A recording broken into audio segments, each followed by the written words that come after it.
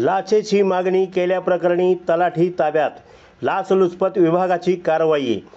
वाडी रत्नागिरी येथे तक्रारदाराकडे लाचेची मागणी केल्याप्रकरणी उमेश मुरलीधर वळिवडेकर राहणार plot number 56 लघुवेतन colony Ujalaiwadi Kolhapur याला लाचलुचपत विभागाने कारवाई करून ताब्यात घेतले।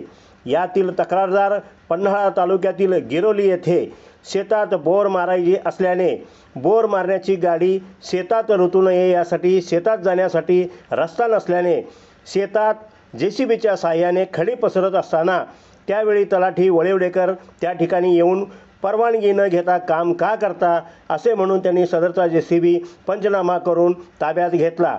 त्यानंतर त्यांनी JCB सोडवायचा असल्यास आणि पुढील कारवाई टाळायची असल्यास तक्रारदाराकडे 50,000 रुपये लाचेची मागणी केली। त्यानंतर तक्रारदाराने लाचलुचपत विभागाकडे तक्रार केली।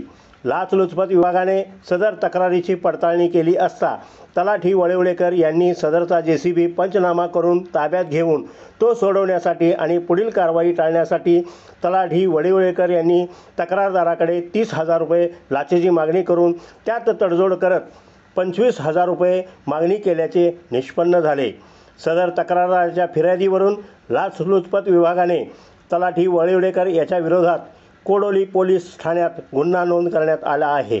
ही कारवाई लाचलुचपत विभागाच्या पोलीस उपअधीक्षिका वैष्णवी पाटील यांच्या मार्गदर्शनाखाली पोलीस निरीक्षक बापू साळुंके, सहाय्यक फौजदार Sunil More, police head constable Sunil Ghosalkar, police Sudhir Patil, police constable Sandeep Pawar आणि चालक सहाय्यक फौजदार गजानन कोराडे यांनी केली।